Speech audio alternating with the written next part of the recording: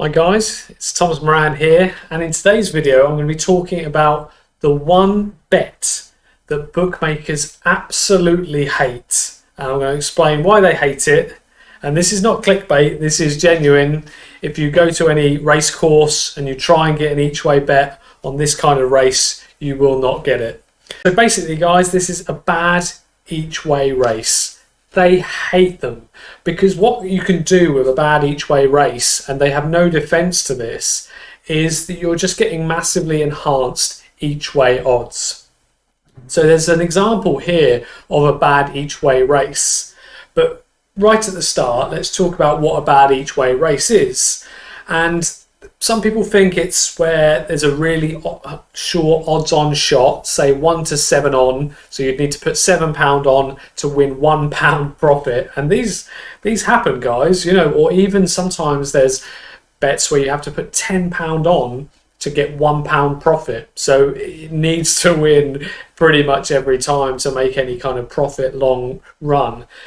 But actually, there's lots of different examples of bad each way races, and what I've explained over probably the past 15 years to my friends is what you want in a bad each way race is where you've got two horses that are very close in the betting and have a very equal chance of winning the race, and then the rest of the field you want them to be rubbish, you know, strung out 50-60 lengths behind. So you want a two-way race, but where the odds on the less likely runner is a lot bigger than the first runner. And I'll run you through this example, and then I'll run you through an example that I had in January where I won quite a bit of money from doing this.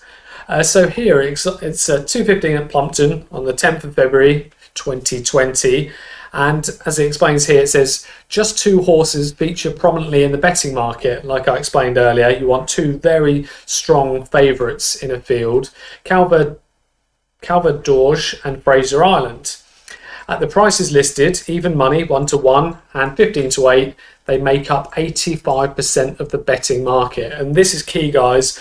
You know, so you've got 85% of the betting market is just from two horses out of 12 runners, I believe this was. It doesn't actually explain. It says there's 12 runners here. Beaufort was number 12, unless there was non-runners. But 85% of the betting market is taken. Here you go, 50% for the first one and 35% for the second favourite. And that's what's really interesting. So going onto this, and it shows you here a clip of what the each way odds for it to come in the top 3 of this race, what they actually should be. And for the favourite, Calvert, I'm not going to say the second part, the French bit, but the odds on Betfair, which are the true odds, are saying you can lay it at 1.15. which, if we wanted to work out what the odds of that with the bookmakers would be, it's even money here, which is 1 to 1. You divide that by 5 and you get 0.2.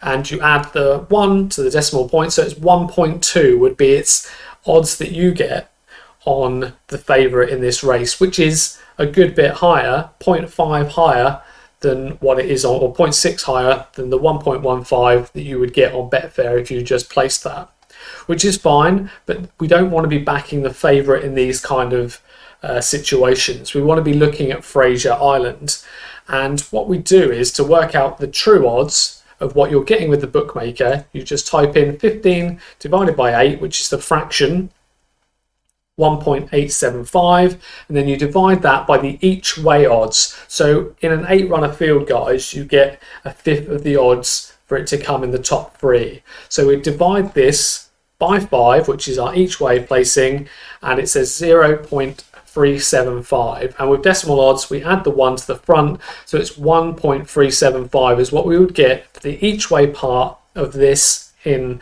with the bookmakers with Marathon Bet in this example. And if you look on the right hand side, basically the odds, if you want to back them with Betfair, and obviously you get commission on top of this, guys, so it's not just 1.17 as you can see here for Fraser Island. You're actually getting a little bit less because you'll have to pay 2% commission on if that wins. So you're getting a massive enhancement on what it should be, what you should be getting. 1.17 is the fair odds, but you're actually getting 1.375, and this this is what it is, guys. I'll just explain Ballydoyle as well, the third favourite. It's 11-2, and it's saying on Betfair here, you can see my cursor, 1.88 is the fair value on this. And then if we do 11 divided by 2, which is the fractional odds we have here with Ballydoyle, comes to 5.5. Our each way part is a fifth of that, so it's 1.1. Remember, guys, we add a 1 to the first digit, so it's 2.1 is what we would get, and actually we're getting a good enhancement of 2.02 from what we would get at the bookmakers. And that's what a bad each way race is, guys. They can't defend themselves by any way. They just have to accept that this is a bit of a lost leader for them. They have to do these races. You know, there's no way they can get around really shortening every runner, so all the each way parts are fair. They just have to accept this, and they will ban customers that do these regularly.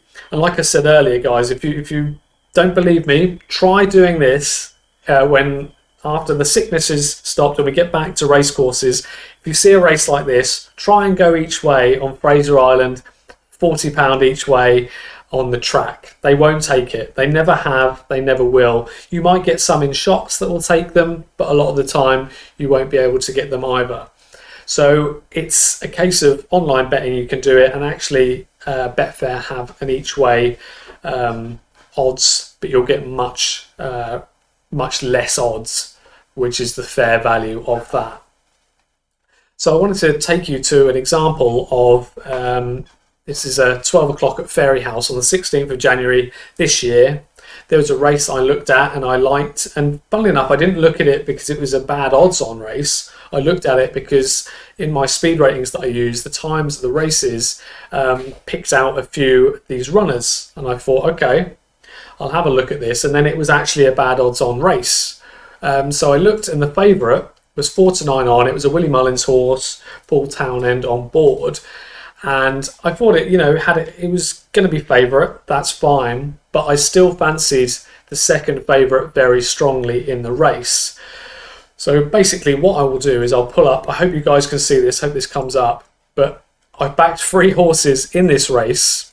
And like I explained, bad odds on races are so good for this. And the first one down here, you can see I had £40 each way at Tihapu at 4-1. And I was looking at the odds of what it should have been for my each way. So my each way, if it had just come placed, I would have lost my win bet, but I would have got 4-5, which is 1.8 decimal odds on Betfair. So with the bookies, I would have got 1.8. But actually with the bookmakers, if I wanted to place just a bet for it to come in the top 3, it was 1.38. So I was getting over double the odds on it getting a place. And because I thought it still had a good chance of winning, I thought 4-1 for the win part of the bet was really good. But on Betfair, it wasn't that much higher. So it was just an incredible bet each way. As long as it stayed up, it really should be coming in the top 2, which all we need it to do is to come top 3, and I lose very little of my stake if it comes placed to the favourite or to any other horse. Then I backed 2 others, Druid's Altar, as you can see here, 18-1. I thought, again, there was very much of a muchness down the other side, but these 2, Druid's Altar and Autumn Evening, they were very similar odds, and I actually thought they had a good chance of at least getting in the top 3, you know, or top 4. You know, we're probably going to lose one of these 2 bets, but we could get them both placed. And as you can see here on At the Races, guys, Tihapu won, 4-1 second favourite, Druid's Altar came second, and Autumn Evening came third.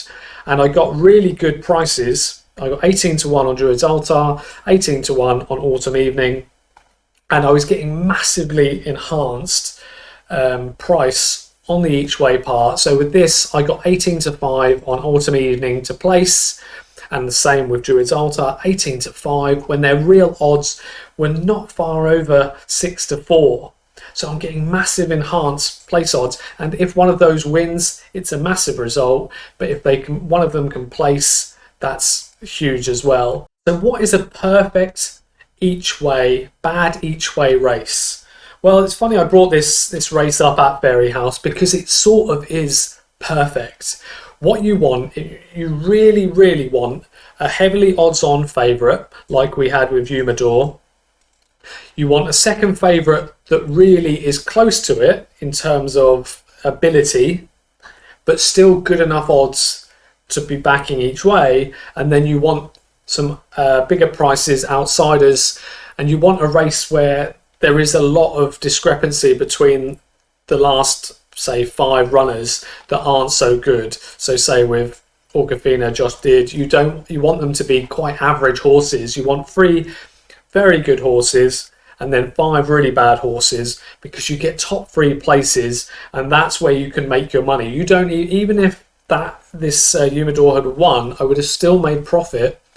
If it didn't fall, it would have pushed Tiapu to second and Druid's Altar to third. I would have still made money on my bets because of that. And that's what's so good about bad odds on races. Sometimes you get such good races that you can back 4 or 5 in a field and guarantee profit because of the way the betting works. But 8-runner races, guys, are brilliant. You want to be 2, 3 really good horses, the rest strung out with the field, and there you are. You've got an incredible bad each way race. The bookmakers absolutely hate them. You could even work out how to guarantee money arbitrage by laying the win bet for roughly about what you got it for, and then also laying the place bet on Betfair, and then having a little bit of profit if it wins for both of them. So you might win a little bit on the win bet and a little bit on the place part, and there you go. There you have your perfect bad each way race.